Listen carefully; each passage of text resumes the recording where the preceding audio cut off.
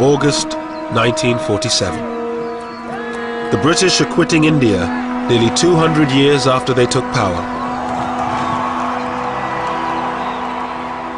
One of the largest, most ethnically diverse nations in the world has been divided. One country will now become two, India and Pakistan. As a British barrister draws a line on a map, a once peaceful land implodes. People are forced out of the villages they have lived in for generations. 15 million scramble to be on the right side of the new border. At least 1 million die in the process. And this huge mass of humanity just moving along, barefooted, no food, thirsty. It was a terrible sight, terrible sight. Communities that have lived together for centuries turn on each other in one of the worst communal massacres of the 20th century. It was so senseless, so utterly senseless. And yet, there's nothing you can do about it. Britain, the once great colonial power, looks on as India burns. Hindus and Muslims were in the grip of madness, you know. Lunacy.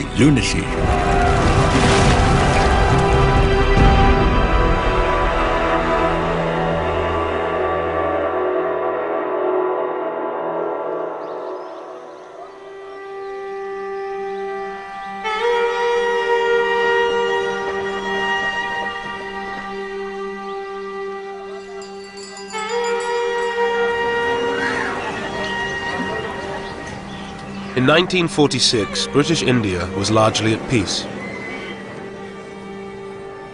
On the surface, there was communal harmony between Hindus, Muslims, and Sikhs.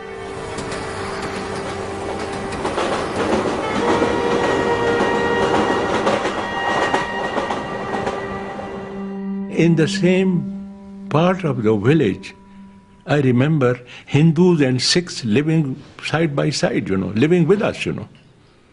Not far from where I lived, you know. And whenever there was any wedding in the family, I remember Hindus and the Sikhs bringing sweetmeats, you know, to my father, you know, you see, and offering. And we lived very happily, very happily. In British India, the 255 million Hindus were in a majority. India's 92 million Muslims were concentrated in the northwest and northeast of the country. The 6 million Sikhs lived mostly in the Punjab, one of the richest and most diverse provinces in India. Lahore was its ancient capital.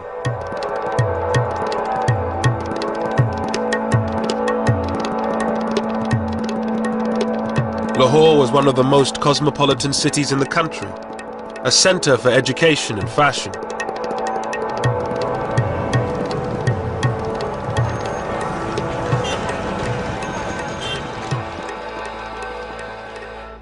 Roded Khan, a Muslim, had left his village to study law and history at Lahore's Foreman Christian College.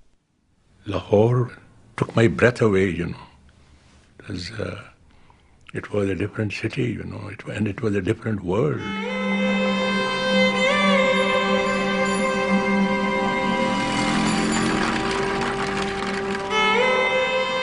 It was a very liberal, very tolerant, very progressive institution.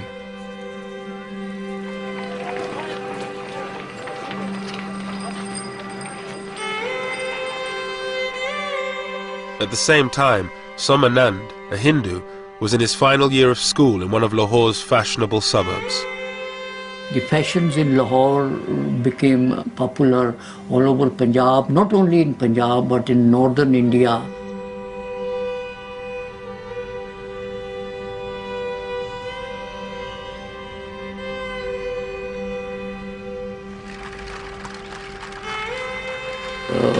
There was a famous saying in Punjabi that a person who has not seen Lahore has not been born yet.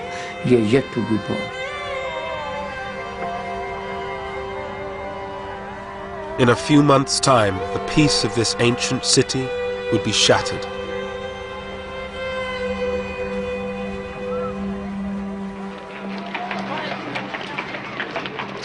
For nearly 200 years, Britain ruled over India's 380 million people. India was the centerpiece of Britain's empire, a source of money and power. For the British who were stationed there, life had changed little in decades.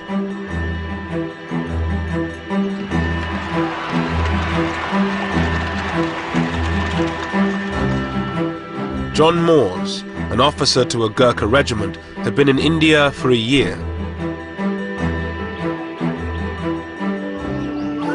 We had a hunt, and they'd imported these hounds possibly in the 20s or somewhere like that, and they used to hunt jackal. The tribesmen would come in with a live jackal and release them eventually, and then the hunt would take it out and try chasing them. But then you had to have a whole brigade out defending the hunters. They would be deployed all around over so many miles.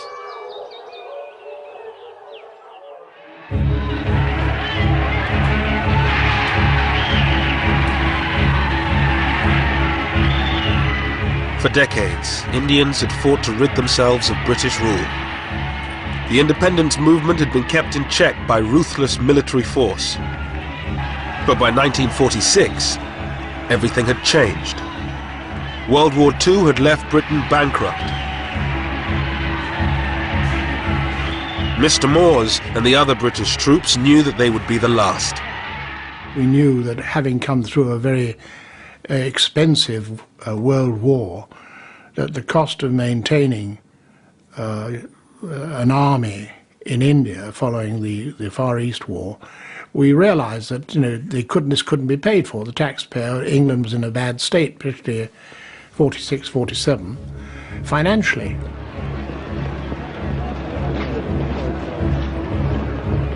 But India's independence leaders were divided over what should happen when Britain left.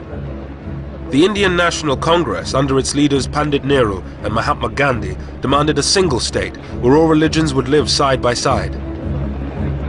But many Muslims feared living under a Hindu majority. Even in the middle-class homes of Lahore, ancient prejudices ran deep. At one level, they had very cordial relations. Our Muslim neighbors were very good. They helped us, we helped them. But see, Hindus had a curious inhibitions.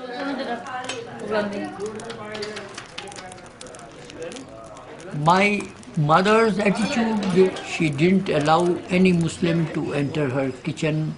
Any cooked thing from a Muslim home was not allowed to enter the kitchen.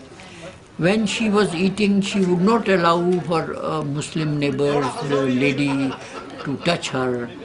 So such inhibitions and customs, they kept us apart. In Lahore's old city, Muslims were forbidden from drinking from the same taps as Hindus. Zahur Uddin, a Muslim, was a champion wrestler from the old city. बाकी असी लोग जाके लगले जांदे पानी पींदे सा ना वो छबील तो पानी गिलास ही कुछ सानी हन पियांदे वो इस तरह पानी भी नहीं सन पियांदे उन्होंने एक एडी एडी लम्मी नौजल रखी सी लोहे दी वो इत्थों फड़दे सन ते जिथे तुसीं बैठे हो ना उत्थों तक नौजल हुंदी सी इत्थों पानी पांदा सी ते असीं इस तरह पानी पींदे सा वो छूत तो भी सानूं छूत समझदा सी Hindu. The Muslims were not getting enough jobs, education, they were not so educated. They envied Hindus who had the best of jobs, and they always wanted. That's why the slogan of a Muslim homeland became very popular among the Muslims.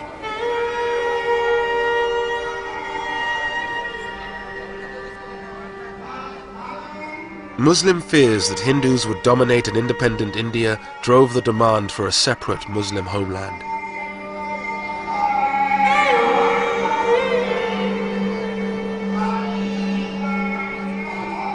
It was championed principally by one man, a 70-year-old British-educated barrister, Muhammad Ali Jinnah. His Muslim League demanded the division of India into two, one country for the Hindus and Sikhs and another for the Muslims.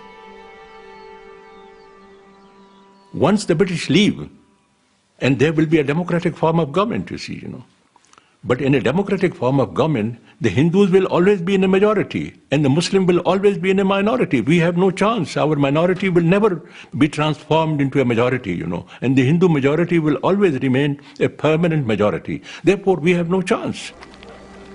Pandit Nehru, the leader of Congress, toured the country arguing the case for a united India. The whole idea that India should be divided was based on a fantastic notion that religion constitutes nationality.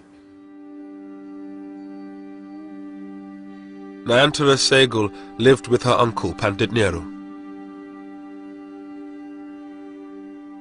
While I was growing up, the entire national movement, which had cut across religion, region, caste, class, sex, it had been a truly unifying experience. So for a person like me, it was an absurd idea that India should be divided. It made no sense of any kind.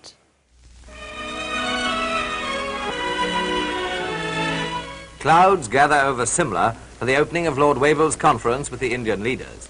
In March 1946, a British government delegation, the Cabinet Mission, arrived to negotiate between Congress and the League. This was supposed to be the breakthrough conference, where a deal would be struck leading to an independent India. Pandit Nehru, who calls for an Indian republic, is accused by the League of working for domination over the Muslim minority. Jinnah did compromise on his demand for a separate Muslim state. He accepted a united India if it had weak central powers. But Nehru, a socialist and believer in a strong central state, refused any such concessions to the Muslim League. Mr. Jinnah, the Muslim leader, holds fast to Pakistan, and it's reported that his maximum concessions were regarded by Congress as inadequate. At any rate, the fateful conference at Simla, following the preliminary work in Delhi, has ended in failure.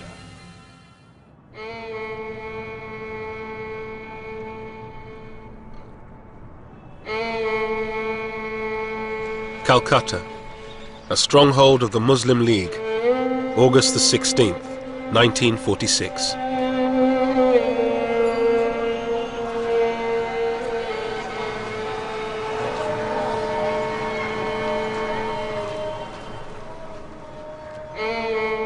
With the collapse of negotiations, Jinnah called for direct action. Thousands of Muslims gathered in the center of the city to demand a separate homeland, Pakistan.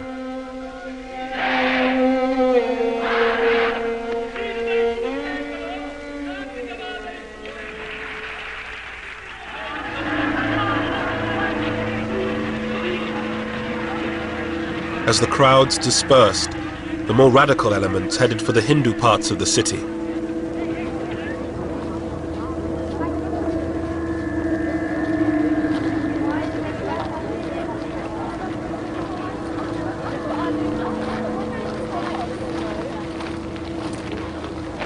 I was thinking of going out for a stroll, and then all of a sudden I found some Muslim hoodlums.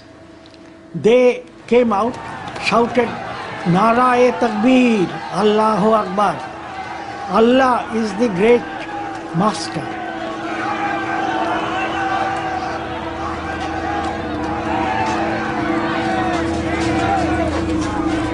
Local gangsters hijacked the demonstration.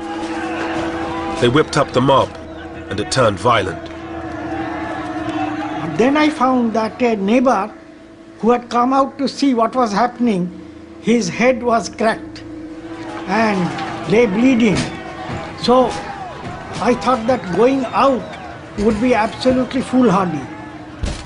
Then these boys, they started hitting the doors, and they said that we will not spare any Hindu.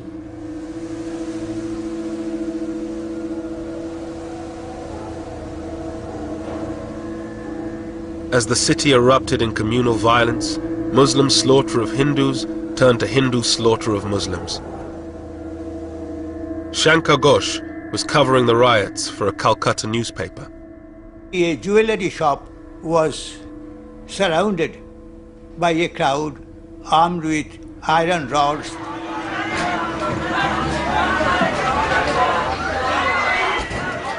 An elderly employee, he was already half dead in fear.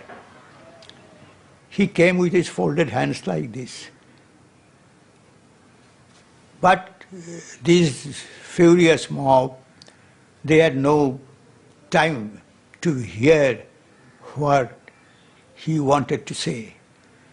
So I think a boy of 14 or 15 just pulled his leg as he came out, and the man fell down. And someone hit him on the head with an iron rod. I think that one blow had finished him.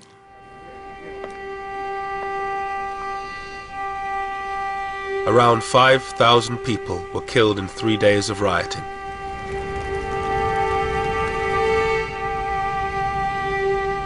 But the British, with one eye on leaving India and fearful of being overrun, ordered the troops to stay in their barracks until it was too late.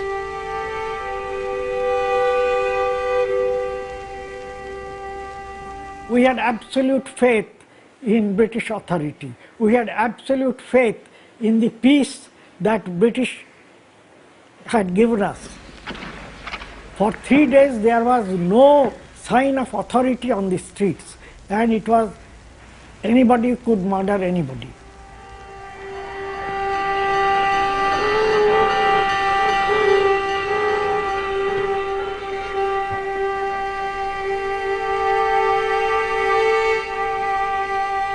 The Calcutta killings shattered the hope of the British that they could get out of India quietly and peacefully.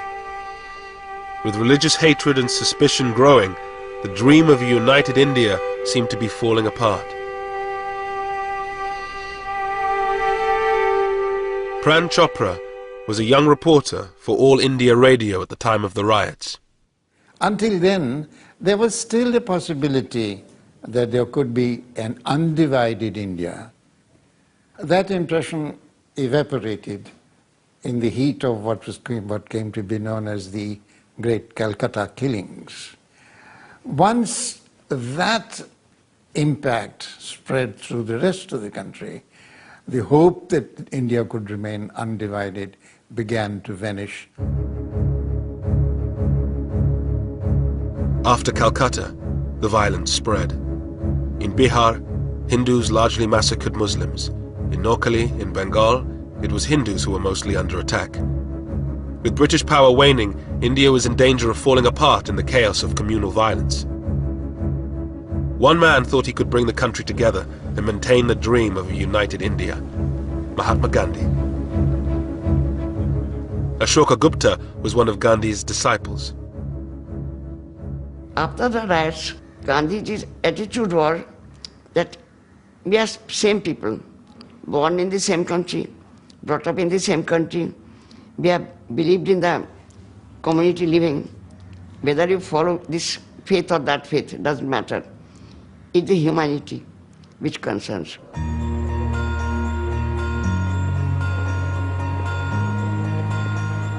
Gandhi spent the first months of 1947 walking through the villages of Noakhali, holding prayer meetings, trying to bring Hindus and Muslims together.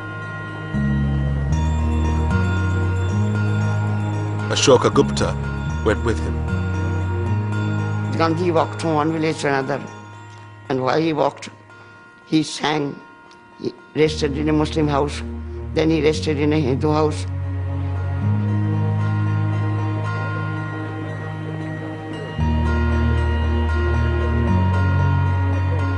But the great pacifist and campaigner for independence was hardly the unifying figure he wanted to be. Gradually, the prayer meetings, the non-Hindus were absent.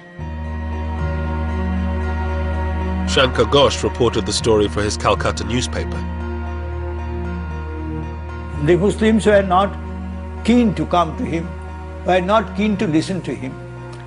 And Before Gandhiji went on his morning trip from one village to another, they used to defy the path, spread thorns, bones, etc. on his road. An advance party had to be sent because he was in Noakhali, he was not wearing any shoes. He was walking barefoot. Gandhi had always opposed constitutional concessions to Muslims. For many of them, he represented Hindu supremacy. Mr. Gandhi did not appeal to the Muslims, He failed to win the hearts and minds of the Muslims of India, The way he used to talk about politics and his language, it was foreign. It did not appeal to Muslims at all, But he used to be practically, naked.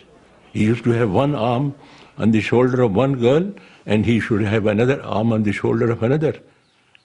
And the Hindus thought he was a saint, Gandhi's dream of a united India seemed to be collapsing.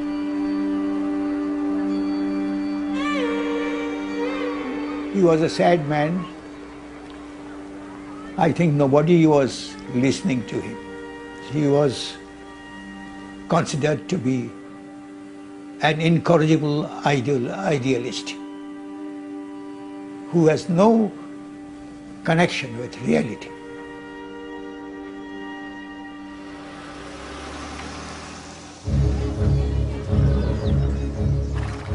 In February 1947, the British government made a dramatic declaration.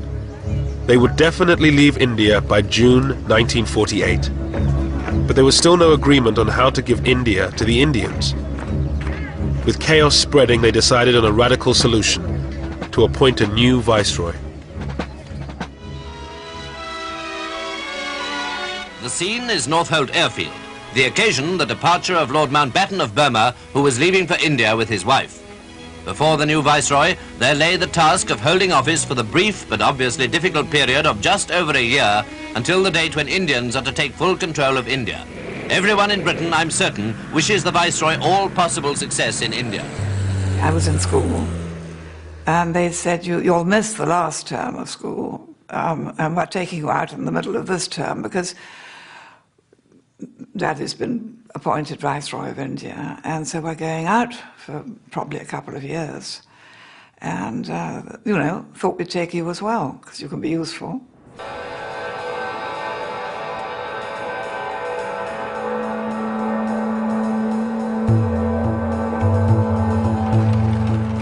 In March 1947, Mountbatten arrived in India.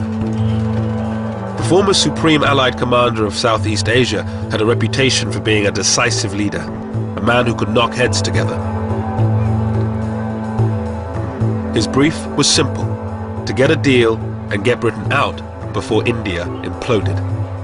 The swearing in, of course, was a very great ceremony in the Durbar Hall, and so trumpeters and all the staff in their full dress uniform, my father in full dress uniform, my mother in a long white dress, and I think a sort of laurel wreaths in her hair. And they looked like film stars.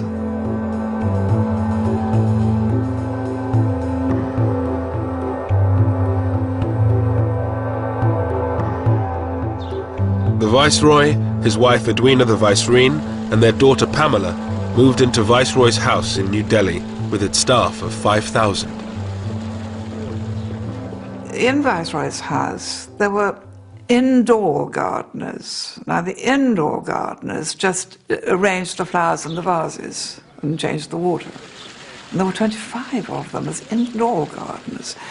There was one man who spent his entire time with a seal that bore the British crown, stamping the butter pads. And there was another unfortunate man known as the chicken plucker, who did nothing else. So the scale was so amazing. Narendra Singh Sarila was to become Mountbatten's aide-de-camp, his personal assistant. Among other things, his job was to assist on tiger hunts. Lord Mountbatten was a very articulate man, and he used to plan ahead what he's going to do. And he used to carry it through ruthlessly. Despite the formalities of life at Viceroy's house, Mountbatten seemed like a new breed of Viceroy. First of all, his background helped him, because everybody knew that he was cousin of the king. But still, he acted without any airs. And I think that impressed Indians, because other Viceroys kept, the sort of upper lip and that sort of thing. And I think that helped to impress people. Well, the first thing that was different with my father and mother was that when they were entertaining, I mean, they were in India, they invited Indians, which had never happened before.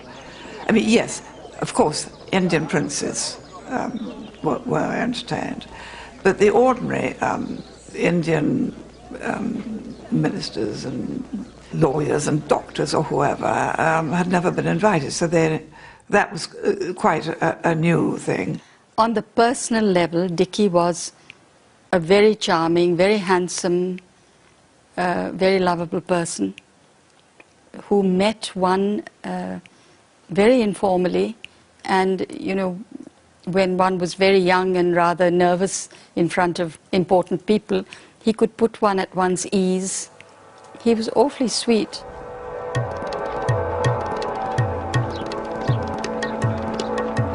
Mountbatten's first task was to meet the Indian leaders, Mahatma Gandhi and Pandit Nehru for Congress, and Muhammad Ali Jinnah for the Muslim League. He hoped his more informal style would give him greater success than his stuffier predecessors. They sat away from the desks in armchairs and were offered refreshments of some kind, and he would say, well, now, before you put me in the picture politically and in the state of India, do tell me a bit about yourself. It was a technique that worked with Nehru. The two would become lifelong friends, but it totally failed with Jinnah. He came out of the meeting afterwards and said to his aides, my goodness, he was cold, cold as ice.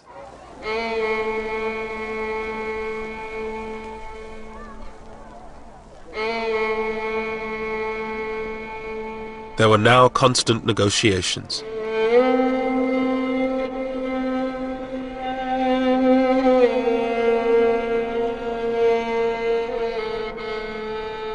As a divided India became a real possibility, the political tensions at the centre filtered down to the local level.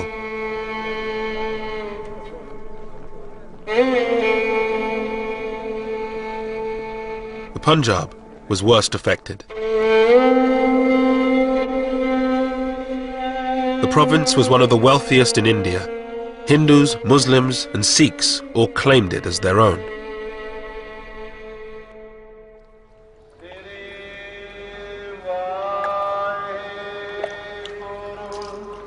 The Punjab was home to most of India's 6 million Sikhs, the location of their most holy site, the Golden Temple.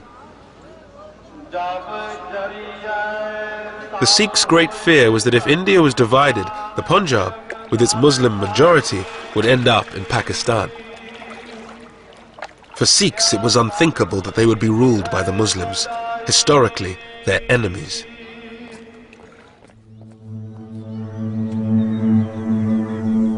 In many villages of the Punjab, communal harmony began to break down.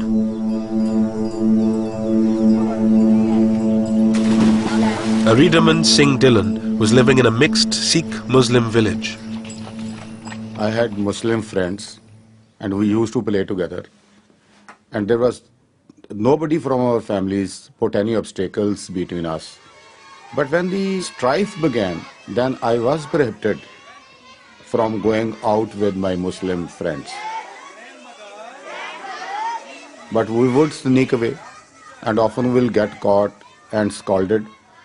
My grandfather, he noticed us going about playing around in the fields. We tried to hide, But ultimately he found out and I was giving a good thrashing and scolded. ਭਾਈ ਜੱਸਾ ਸਿੰਘ ਜੀ ਭਾਈ ਨਿਹਾਲ ਸਿੰਘ ਜੀ ਇਹ ਆਪਾਂ ਨਿਰਣਾ ਲੈਣਾ ਹੈ ਕਿ ਸ੍ਰੀ ਗੁਰੂ ਗੋਬਿੰਦ ਸਿੰਘ ਜੀ ਦੇ ਮਹਾਰਾਜ As a young boy, he watched local politicians stir up divisions between the communities for their own ends. ਜਿਹੜੇ ਹੌਸਲੇ ਉਹ ਬੁਲੰਦ ਹੋਣੇ ਚਾਹੀਦੇ ਨੇ ਸ੍ਰੀ ਅਕਾਲ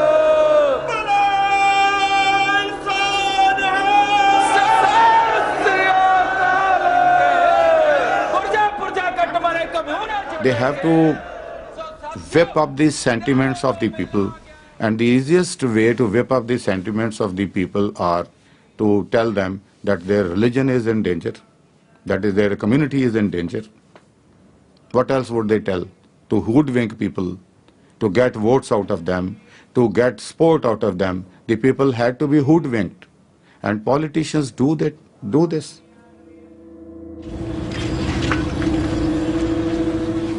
Tension also increased in the Punjab's capital, Lahore. Student Somanand always had a lot of Muslim friends. They now refused to talk to him. A class fellow of mine raised the Congress flag on the school building. The Muslims were very furious. Why? They also raised their Muslim League flag on the school building. So the tension increased. The distrust was already there under the surface. It was there for centuries, but now it came above the surface. John Moores and his band of Gurkhas were now sent to Lahore to help the local police keep the peace. We arrived in Lahore around about the 23rd of April. We already knew that there were rumblings going on for intelligence that had been passed to us, and we were briefed on that. And our first job was to get to know the city and how to get around it.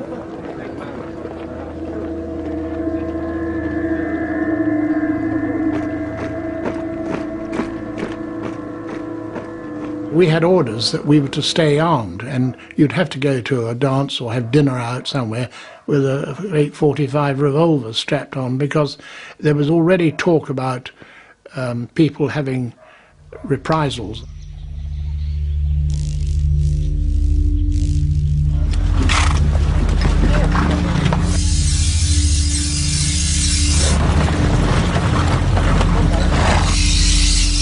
In the villages of the Punjab, there were few British patrols.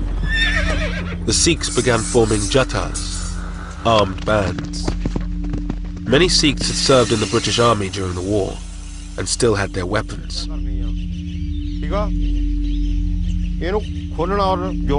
These ex-soldiers began to train their Sikh brothers to prevent a Muslim takeover of the Punjab. Jatadar Shingara Singh had recently been released from prison where he served time for assault. He lived in a Sikh majority part of the Punjab.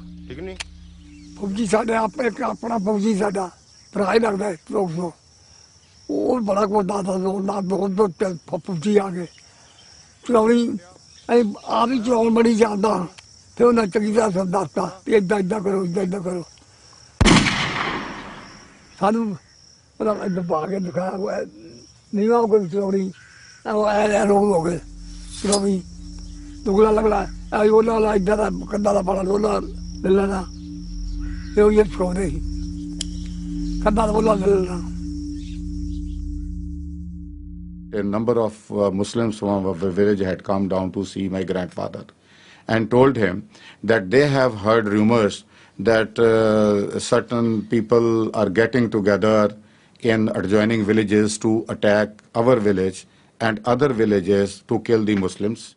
Aridaman Singh Dillon came from a long line of Sikh warriors. His ancestors had been imprisoned by the British. His grandfather, the village head, refused to join in the wave of communal violence. A committee of Sikh, Hindu and Muslim people were created, and they were given small arms like lances and axes. We had a couple of guns, and the basic reason for doing this was to guard their own village against the people coming to loot the Muslims of that village and to guard their Muslim friends. And every night they would hold the patrolling throughout the village to guard the village and the Muslims.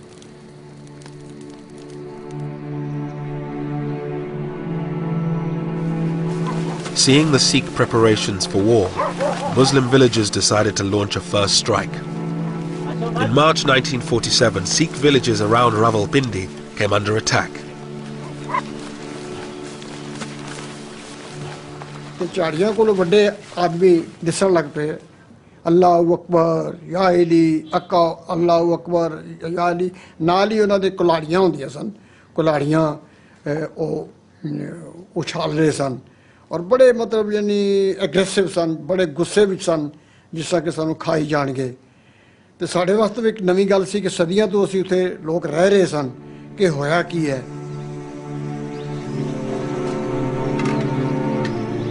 The Sikhs were heavily outnumbered by Muslims. Their biggest fear was that their women would be taken away, converted and raped.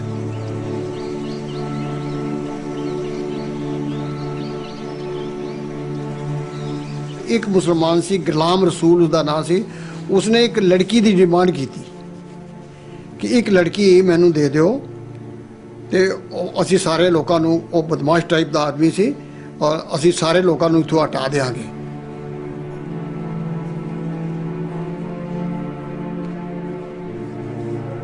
The women of the village went into hiding.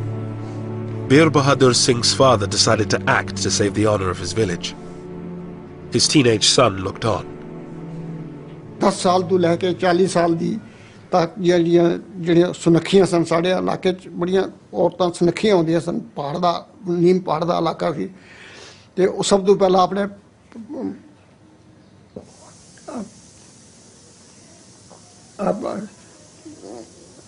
थोड़ा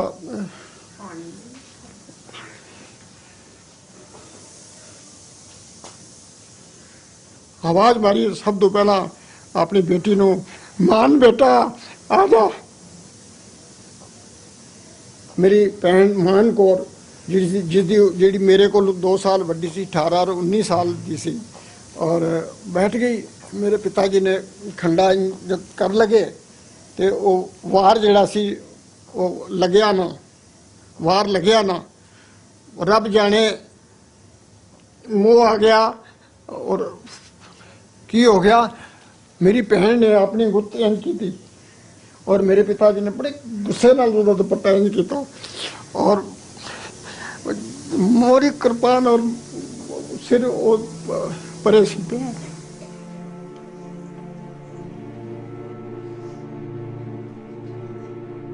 और दो चाचा भतीजा ने मेरे एक होर ताया जी भी उपर सन जिन्हों का काफ़ी बड़ा शरीर सी उन्होंने सारिया ने कट्टना शुरू किया खट खट खट की आवाज़ आन सी मैं यकीन जान के जाना 60 साल मैंने अज की याद है किसी ने हाई नहीं की बस वाहगुरू की आवाज़ आती रही है किसी ने हाई नहीं की कोई नस्सी नहीं किसी ने रोला नहीं पाया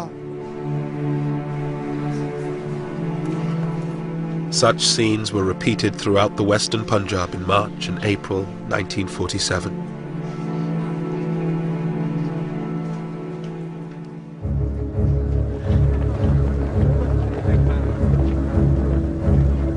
With the threat of all-out conflict, a deal became a matter of urgency.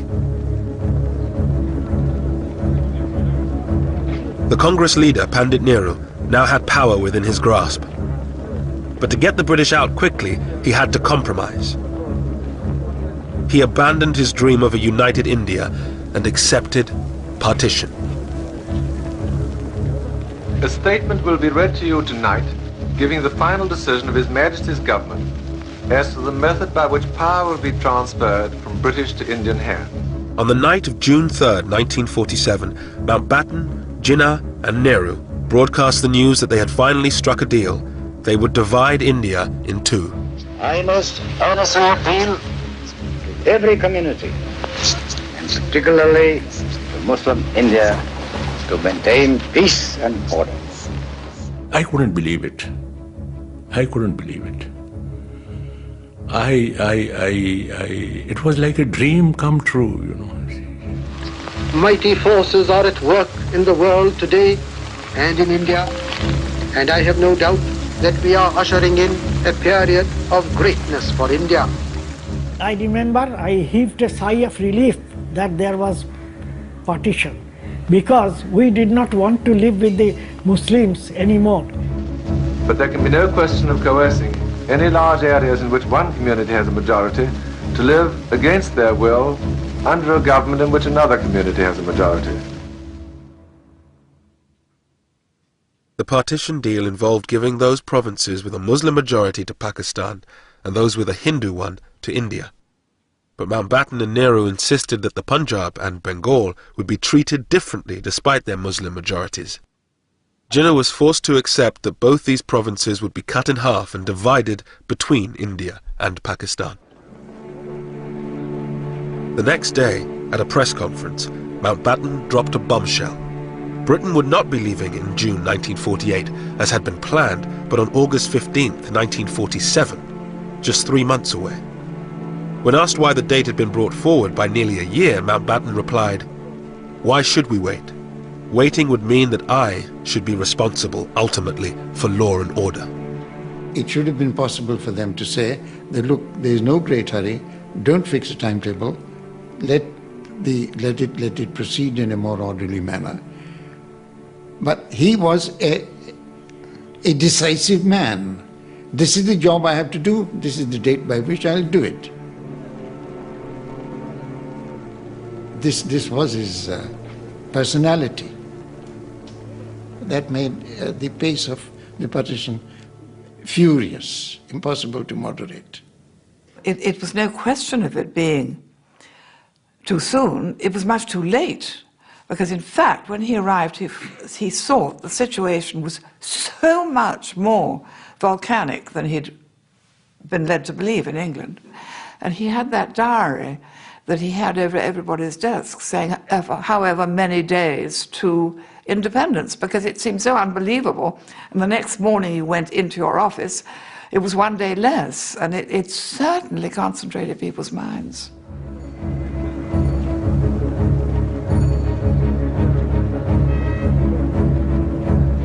But with 3 months to go, no decision had been made on one crucial matter: where the border between Pakistan and India would lie. A new boundary had to be urgently drawn up.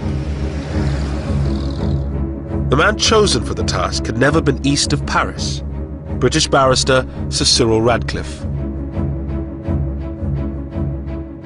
Cyril Radcliffe was a very remarkable man. It was not just the quality of his mind, though that was formidable, perhaps the most formidable I ever encountered, I think.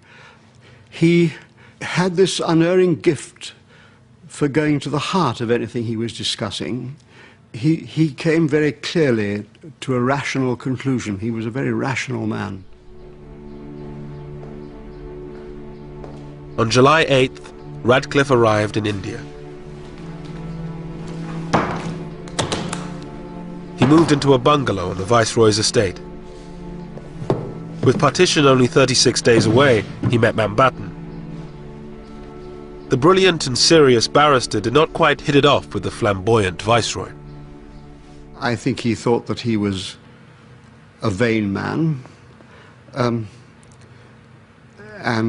not a man whose judgment was totally to be relied upon. But he didn't dislike him, and I think he respected the fact that Mountbatten was the last Viceroy and doing the best he could with a very difficult remit. Could you get me the figures, please, for the Gurdaspur district? I believe I'm right in saying that there is a narrow Muslim majority, but not a substantial one. Yes, sir. It's 50.6%. 50.6. With his private secretary, Christopher Beaumont, Radcliffe began his work. His toughest job would be in the Punjab and Bengal, which were being divided in two. Radcliffe was being asked to draw a line through the middle of both provinces. In doing so, he would look at which religion was in a majority in each individual district, but he would also take into account other factors, such as the connection of railways, canals, and irrigation channels. In the streets of its great capital, Lahore, there was uncertainty over which side of the city the border would fall.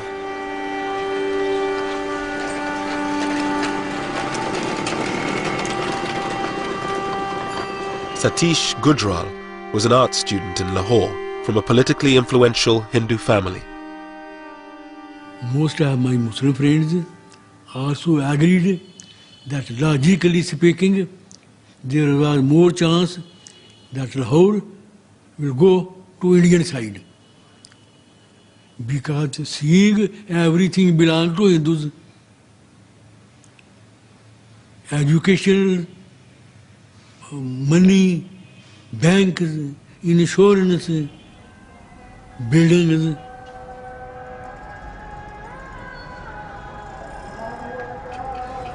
या मौला जी दोवां कन्ना ही लाहौर सन पाकिस्तान च लिया असीं इत्थे रहिए असीं घरों बाहर ना निकलीए सारियां कबरां भी इत्थे निकल गईयां असीं ते मरांगे इत्थे घरों बाहर ही निकले ना किते गए ने ना किते आए ने. On the quayside at Bombay, Viscount Mountbatten bids bon voyage to 1,500 British soldiers. With tension increasing, the British government decided this was the moment to bring most of the remaining troops home. 50,000 more.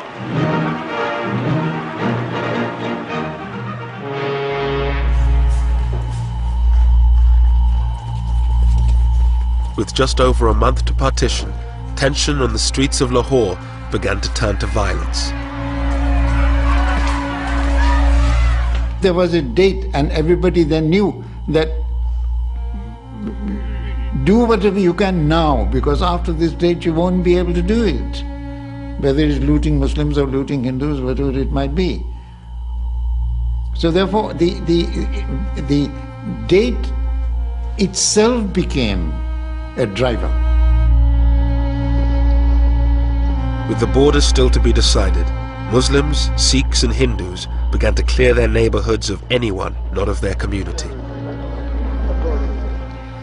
माहौल जो खराब होंदा गया फिर इहो ही होंदा गया कि इत्थों जेह्ड़े मुंडे सन ना वो रेहड़ी ते वड्ढ के ना वड्ढ वड्ढिया करके एक अद्धा बंदा लग्गेआ कोई फस गया उन्होंने वड्ढ के बोरी च पा के इत्थे लिया के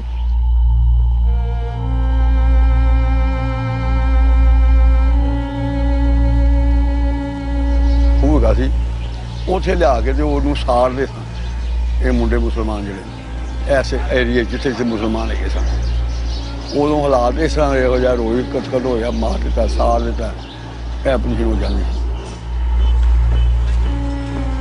Despite violence erupting around the Punjab, the British presence was now minimal. John Moores and his small group of Gurkhas did what they could in Lahore. You try to get in there quickly and say, well, what's happened with the police? And they say, well, this shop's been set on fire. And then the next thing which upped it would be someone would be killed or burnt. And so then you get a reprisal from the other side, then picking on somebody else. And gradually, this is how it escalated. It was like a bushfire. And it was difficult to control.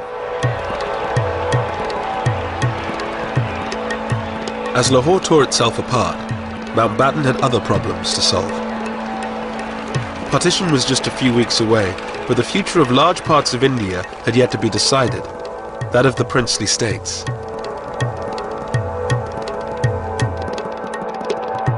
Ruled by princes, these semi-autonomous states were dotted around India. They had been allowed to run their own affairs in return for their loyalty to the British Crown.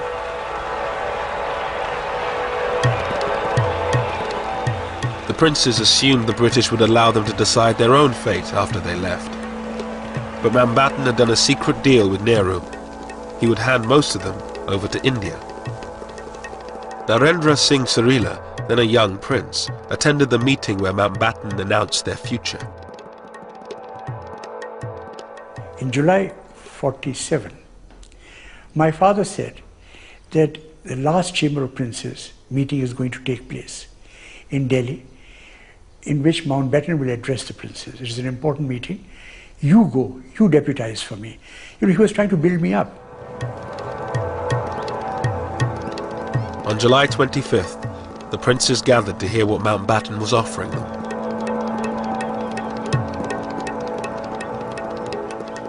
He came and stood in front on the podium. And I remember that he looked left and right while pictures were taken. It was perfect showmanship. And then he started addressing the princes. Your Highnesses, ladies and gentlemen, and he said that we have no alternative but to sign the instrument of accession. Mountbatten told the princes they had little choice: join the Indian Union or be swept away in a wave of democratic change. And I think this made a great impression, and many of the princes who had these ideas that they would become independent and do what they like, this collapsed. They realized that if they didn't sign, most of the princes, small ones, they would be most probably wiped out. With the princes in the bag, the partition settlement was nearly complete. All that remained was the final border, down to Sir Cyril Radcliffe. I think it was the loneliness of the decision which I remember him talking about. It wasn't a single decision, it was a series of decisions about where the line should be drawn. These decisions were going to be his, and he had to take responsibility for them. And I think he found that a lonely experience by comparison with some of the things he'd done. Sir Cyril had no time to see what was happening in the lands he was dissecting. His approach to drawing up the boundary, separating majority Hindu Sikh areas from majority Muslim ones, almost certainly encouraged the religious cleansing of entire districts. There were areas where the margins were not very great. Therefore, the majority in those areas wanted to make sure that the process didn't get fudged with small numbers. So drive the minority out, whether it is Hindu or Muslim minority, to make sure that this bit of territory doesn't slip out of your hands.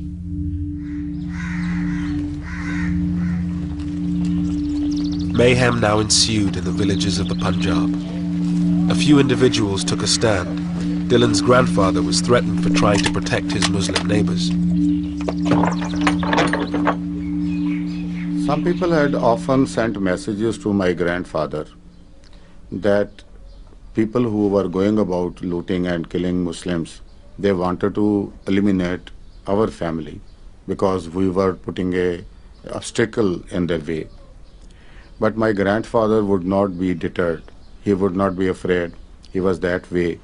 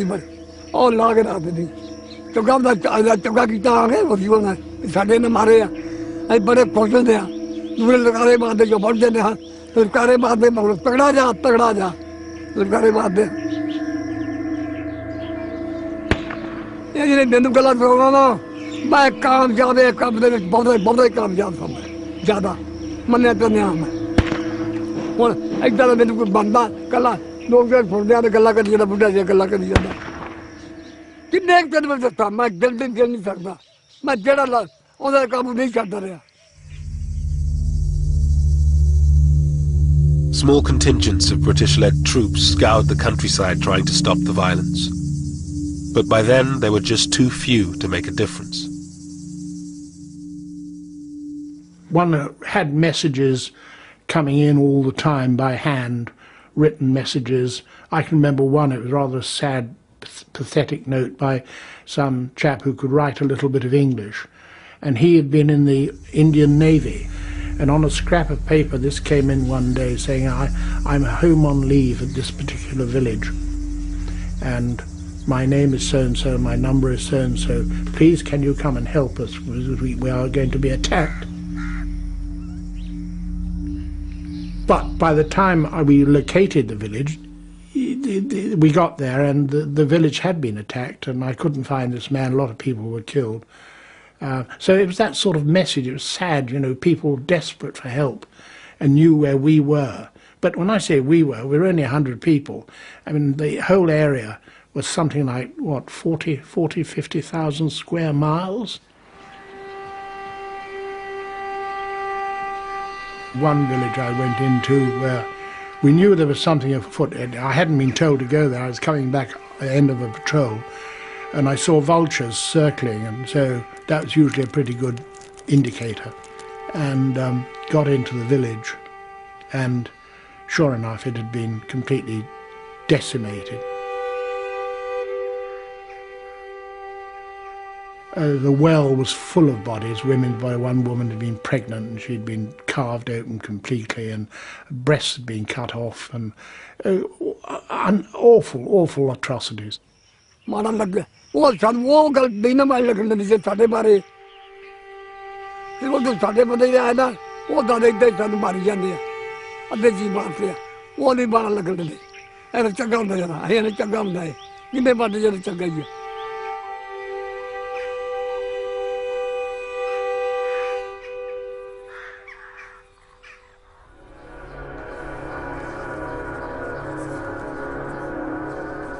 In Lahore, murder was now an everyday occurrence.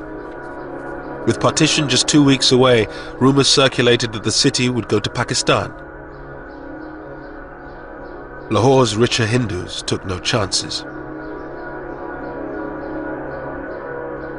There was tension. The Hindus started leaving much before the partition Lahore. They knew that Lahore would go to Pakistan. They started leaving the city, but they pretended that they are not leaving. They kept their drawing rooms as it was there. All the sofas and all the furniture was there. In the hearts there was a hope lingered that Lahore would be on this side.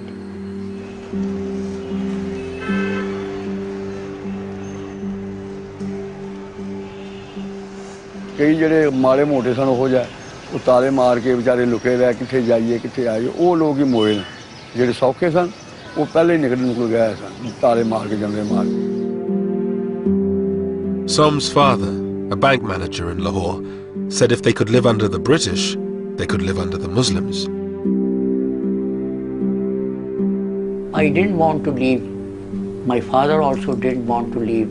He hoped. And he said, okay, all these people who are leaving, they are fools. They'll come back tomorrow.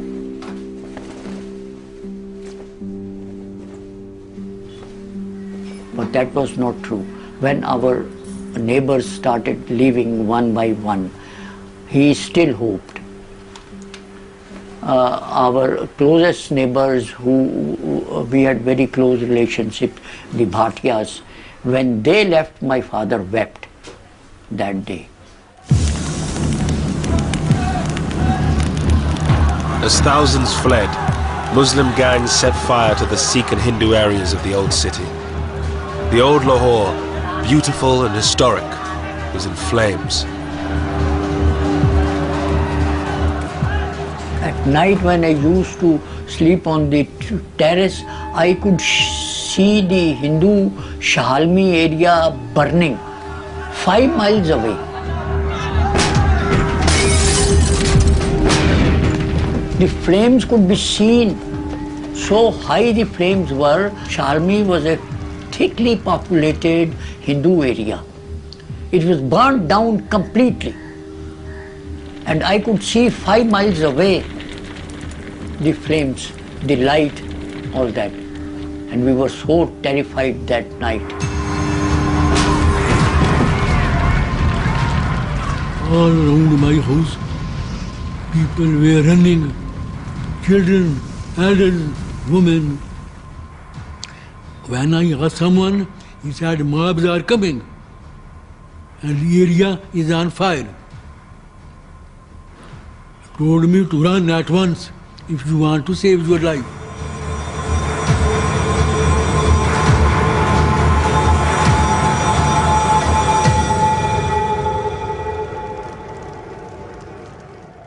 The whole horizon full of fire, smokes, and all red. It was such a sad, sad, sad moment for my life. Seeing Lahore, such a beautiful city, it was all burning. I have done what I can in drawing the line to eliminate any avoidable cutting of railway communications and of river systems, which are... On August 9th, Radcliffe had finished drawing up the border, but Mountbatten decided to keep the new boundary a secret until after independence, so the British wouldn't be blamed for any ensuing violence. The delay prolonged the uncertainty, and some believe it increased the loss of life. Signed, Cyril Radcliffe. I never forgave him. Why he kept the decision to be announced about Lahore so late? I feel much killing could have been saved if they had announced the fate of Lahore 15 days before. On the eve of independence, Radcliffe wrote to his stepson in London. Nobody in India will love me for my award about the Punjab and Bengal, and there will be roughly 80 million people with a grievance who will begin looking for me.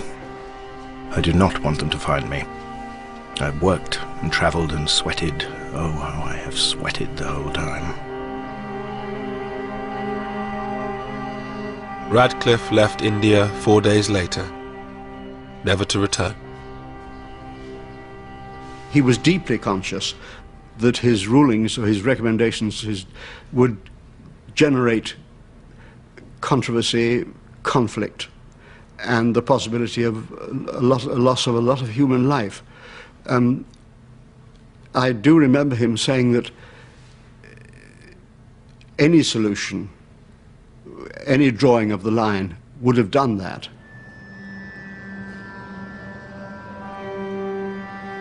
On August 14th, 1947, a new country was born on the subcontinent. Jinnah's dream of a Muslim homeland became a reality in Pakistan.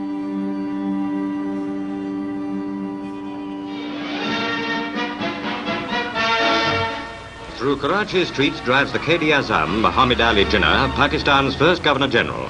It's Karachi's first day of independence, and the crowds are out to greet him and Earl Mountbatten. Mountbatten was in Karachi to declare independence for the newly created state. Bizarrely, no one except he and Radcliffe knew where its borders were, but this didn't stop the celebrations.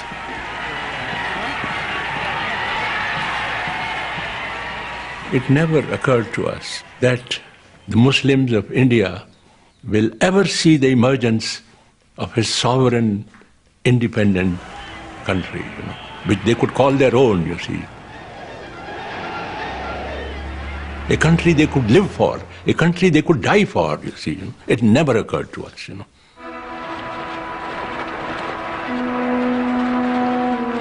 The next day, it was the turn of India to celebrate.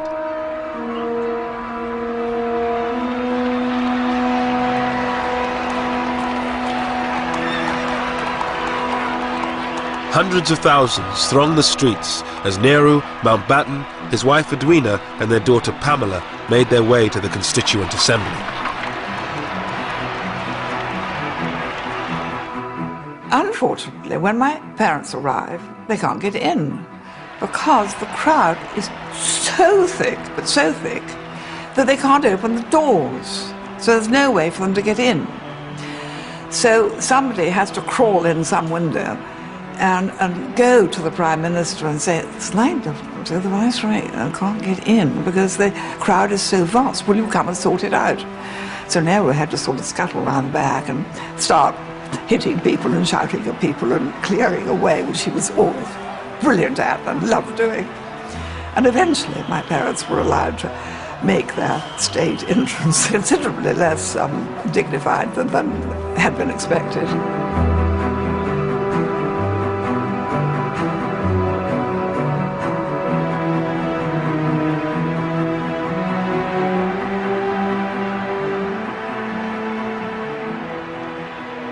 Well, you must remember that whatever the tragedy of partition, there are other aspects to it. I mean, it was an exhilarating occasion. There were millions of people out on the streets celebrating.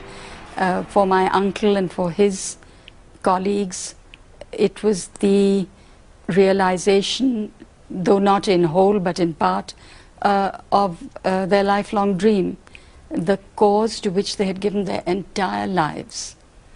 And here it was. Indian independence. But not everyone was celebrating. Gandhi, who for decades had struggled for a united independent India, lay fasting in Calcutta. His disciple Ashoka Gupta was with him. He was a disappointed man. He was a man in distress. And he found that whoever people went with him to start with, now are deserting him.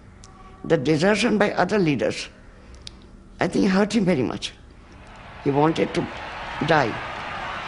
His attitude was, let me die.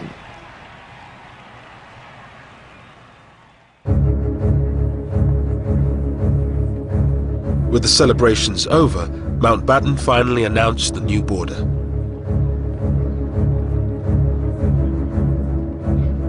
It sliced through the previously united provinces of Bengal and Punjab. Lahore was given to Pakistan, a disaster for the city's few remaining Hindus. We were dejected and we were so sorry because, see, those Hindus, by that time, Hindus had realized that it would not be possible for them to stay in Pakistan.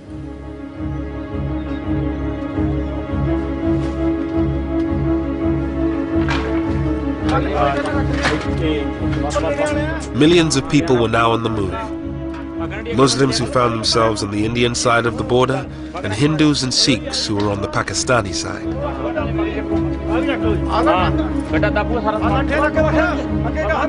They packed their belongings onto bullock carts and left the villages they had lived in for generations.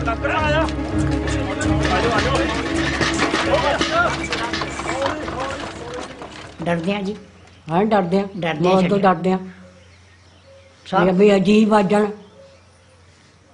कोई चीज नहीं चुकन दी वाला भाई आके कुछ नहीं जाना तुम अपनी जाना ले जाओ गड्डियां ते बहन दी करो गड्डियां ते दो दो बोरियां आटा छुट लिया जिन्ना घर हैगा सके ते एक गड्ढा सी छां घरां दा कोई पता नहीं सी इन्हां नहीं पता भी आया भी अपने पिंड ही जावांगे इत्थे बलगणी आउणा सी पीछे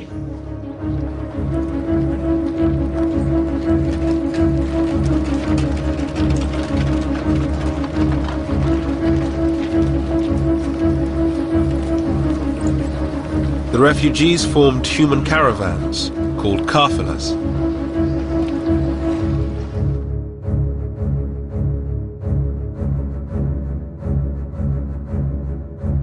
The lucky ones had military escorts to protect them from armed bands waiting on the roads. The first major refugee movement, the biggest concentration, was about a 50 miles long column of over 200,000 people was moved, and I was escorting it from Jalandhar onwards up to the Pakistan border. Wajahat Hussain was a young army officer. He had been sent to the Punjab to deal with disturbances on the border. We had very few troops with us, very few troops with us. So here were these people. There were no transport arrangements. There were no arrangements for the medical cover. There was nothing except that we had collected these people in open spaces. They were told to move, and they were moving on foot. Some had bullock carts, they put their belongings on the bullock carts, and their old people and children. Others were on the foot. And we used to do about, initially we used to do about 15 to 20 miles in a day. But as they got tired, as the days passed by, they became less and less. Military ਨਾਲ military ਆਉਂਦੀ ਰਹੀ ਅੱਗੇ ਪਿੱਛੇ ਅਸੀਂ ਨਾਲ 2-3 ਮੌਤਾਂ ਵੀ ਸਾਡੀਆਂ ਉੱਥੇ ਰੋਟੇ ਆ ਕੇ ਹੋ ਗਈਆਂ ਐਡਾ ਹੋ ਗਿਆ ਬਿਮਾਰੀ ਪੈ ਗਈ ਬਹੁਤ ਜ਼ਿਆਦੀ ਬੜੀ ਮੁਸੀਬਤ ਸੀ ਬਿਠੇ ਫਿਰ ਕਾਬਲਾ ਖਲਾ ਨੇਰ ਪੈ ਨੇਰੀ ਪੈ ਫਿਰ ਜਹਾਜ਼ਾਂ 'ਚ ਵੀ ਰੋਟੀਆਂ ਸਾਨੂੰ ਇਸ ਤਰ੍ਹਾਂ ਬਾਹਰ ਨੇਰਾ ਪੈ ਜਾਣਾ ਉੱਥੇ ਕਾਬਲਾ ਕਰਨਾ ਤੇ ਕੋਈ ਜੇ ਪੱਕੀਆਂ ਤੇ ਪੱਕੀਆਂ ਨਹੀਂ ਪੱਕੀਆਂ ਨਹੀਂ ਪੱਕੀਆਂ ਨਹੀਂ ਪਾਣੀ ਗੰਦੇ ਪੀਤੇ ਪਤਾ ਨਾ ਇਹ ਤਾਂ ਝੋਨੇ ਲੱਗੇ ਝੋਨਿਆਂ ਵਿੱਚੋਂ ਆਇਆ ਕਰਕੇ ਤੇ ਪਾਣੀ ਪੀਣਾ Throughout August and September, the columns of refugees grew and grew, from hundreds of thousands to millions. Well, you imagine 2 million people on one road, virtually, and it's just a seething mass of people trying to get water, trying to call in. Wells were poisoned, trying to find food, trying to cope, trying to cook, women having children. It's awful, awful things.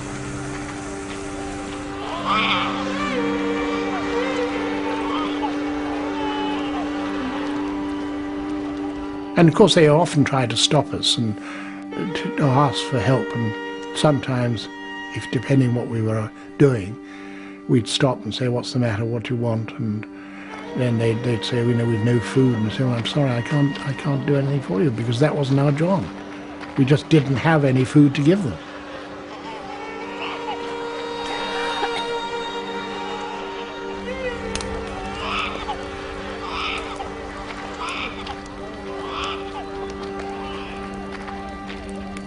First they used to start throwing their baggage which they were carrying, everybody, whatever little they had to carry. And after 3-4 days, they used to gradually drop. And then they were left with just the clothes shattered, tattered. And lastly, the mothers leaving their small babies. That was our biggest problem. And there were these crawling babies, and on the side of the road with these thousands and thousands of people just moving. It was a terrible sight, terrible sight.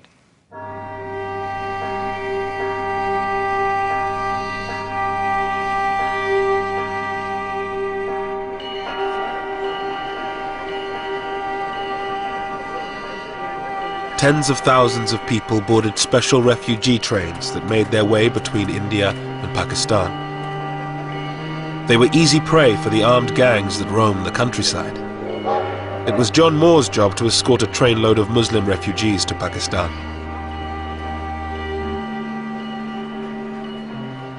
It wasn't a train, it was just a lot of coal wagons, steel coal wagons, and this of course is August, which is pretty hot. And we loaded up these wretched refugees.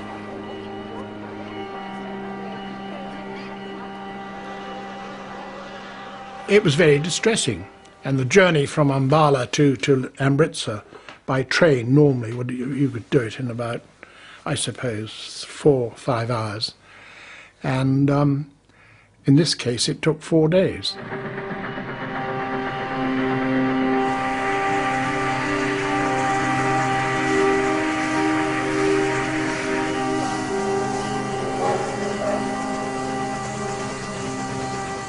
There was no water, very little water on the way. We had our own supplies of water for the 3 platoons, but we had a job to do, and we couldn't help them.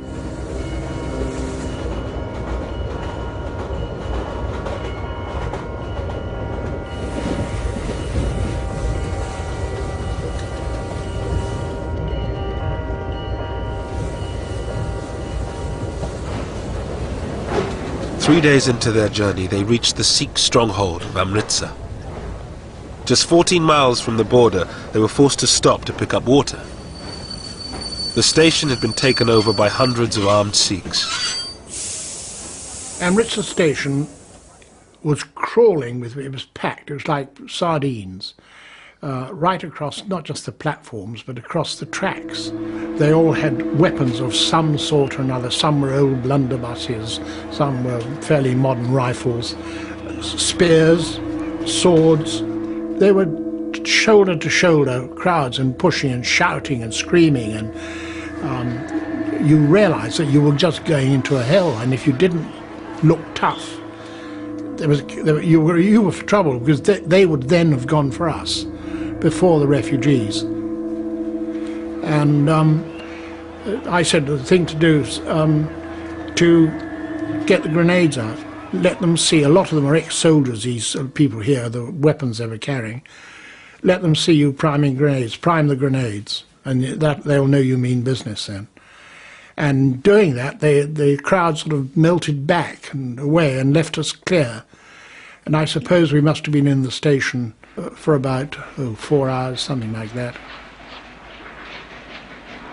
And just as dawn was breaking, we managed to pull away the engine to do the last 14 miles.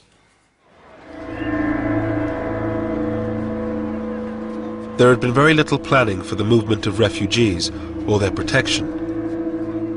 Most British troops had already been sent home, whilst Indian and Pakistani forces were in total disarray. They were totally inadequate forces. The reason was very simple, because the Indian army was being split. At the same time, don't forget that the troops were also concerned about their families, because wherever they came from, the trouble was going on in their homes also. So they were very much concerned. And most of them were on leave, or they were on the process of joining their new unit, or they had already joined. So very few bodies on the ground, really speaking, available to us to deal with the job.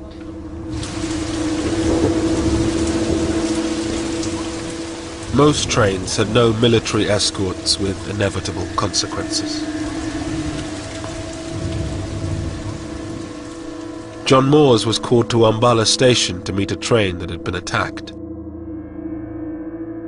This was a trainload of, I don't know, 500, 600, 700 people, most of whom had been killed, slaughtered, mainly elderly people, young children, young women, and they had been attacked and slaughtered, shot.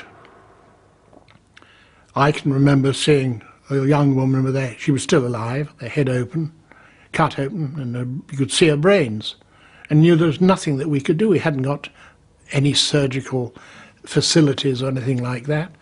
But it was a horrendous thing. And I still think about it very much. Art student Satish Gujral helped organize the transportation of refugees. In Amritsar, he saw the hatred partition had brought.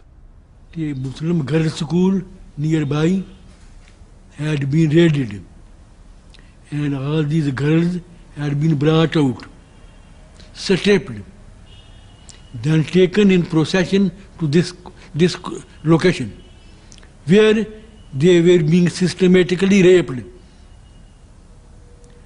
I have recalled in my life story that when watching it, I looked at the face of those others who were attending it in search of compassion. I found none.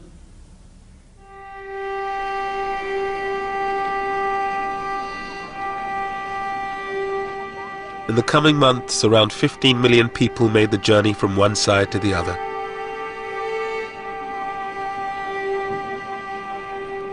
At least 1 million were dead. Thousands more lay abandoned in makeshift refugee camps, stuck on the wrong side of the border.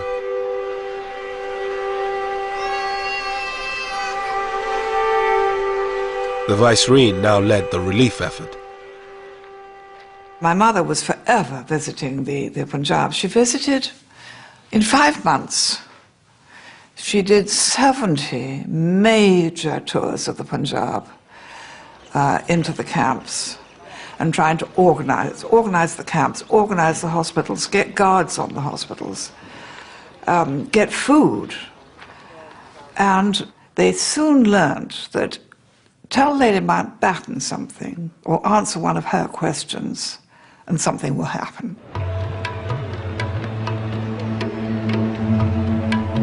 Pandit Nehru, the new Prime Minister of India, toured some of the camps with her. Finally, he came face to face with the price his people had paid for partition. Satish Gujral was in a refugee camp in Lahore when he arrived.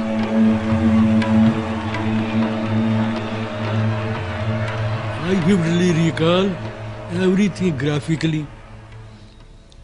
There the refugees wanted to kill him. He was shocked. A man who grew up as the darling of the people was going to be killed by the same people. I had been in pro-Nehru fellow, but that evening I did not feel, because I thought for the leaders having been truly responsible for all this havoc. So I thought he was only harvesting what he had sowed. So that first time that day, I felt no reverence toward him.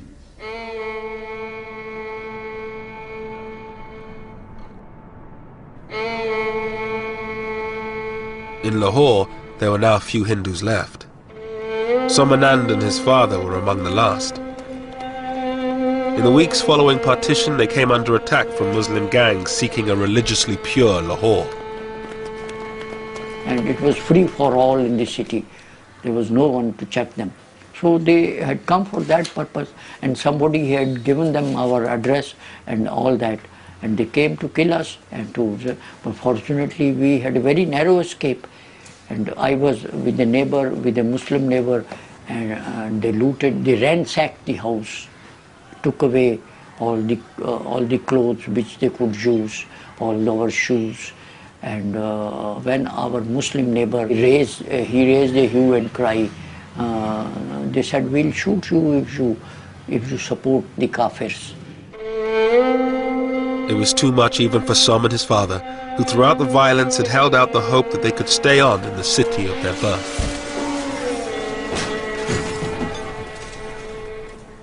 Then we decided to go to Delhi straight away. Went to the airport and came to Delhi with our 2 clothes, nothing. We left in a plane. My father bought 2 tickets for Delhi. I saw our houses when the plane went up and flied over Model Town. I wept.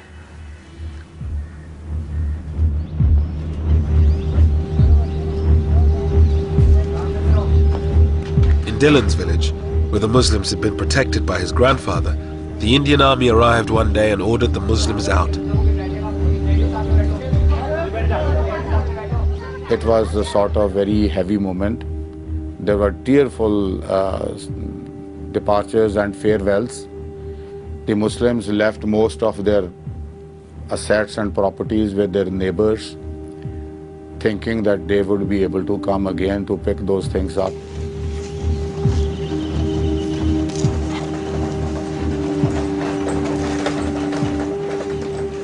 Initially, the people felt very remorse about their going. But then, in a couple of days, sort of they try to occupy their homes. They try to take away whatever they had left.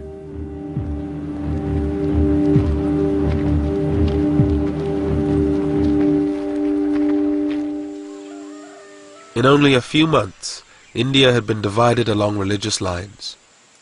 The Indian part of the Punjab was cleared of nearly all its Muslims, while Pakistan was emptied of most of its Sikhs and Hindus.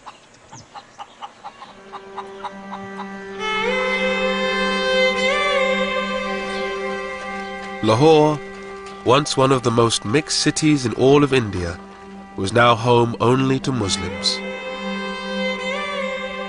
Gone was the cosmopolitan Lahore. Gone was liberal, tolerant, progressive Lahore, you see. But I think culturally, Lahore suffered, you see.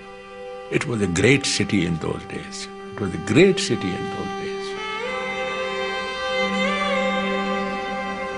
With the passage of time, we became more conservative, more backward, more intolerant, more pseudo-Islamic, pseudo-Islamic. I think the primary responsibility is of the Hindus who didn't treat the Muslims as their equals. That was the root cause. The Muslims and Hindus couldn't integrate despite living together for all these centuries. With the partition over, the job was done for the few British troops still left in India.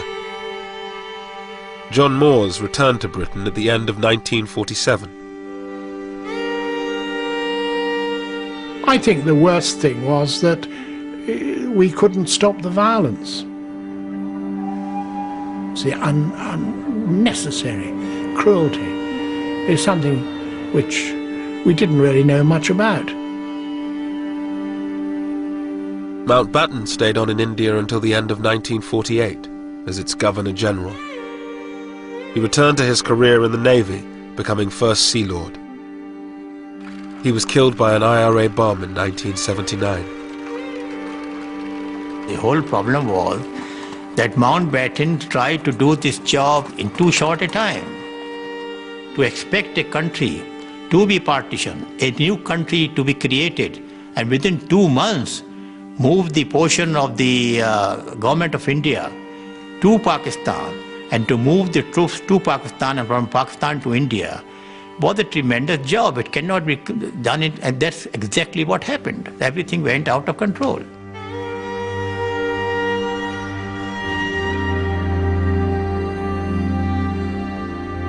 Satish Gujral, the art student from Lahore, became one of India's greatest painters.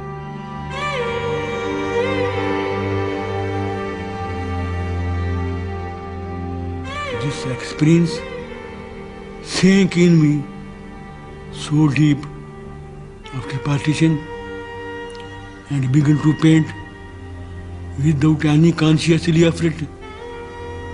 This woman suffering, this brutality of man to man became my theme.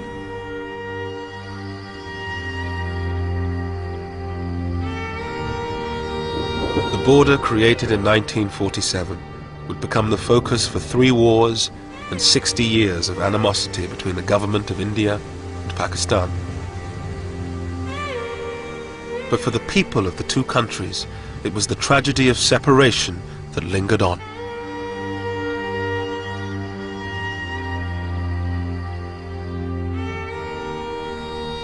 I missed my friends. I couldn't understand why they had to go. Why were they pushed away? The only thing was that they were being pushed away. I knew they were not going happily, so I couldn't understand why. And I still think, why? What did anybody get out of it?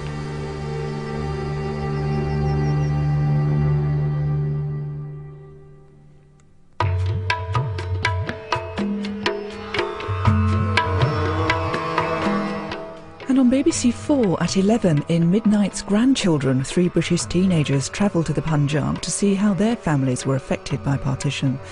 Coming next here on BBC 2 Newsnight.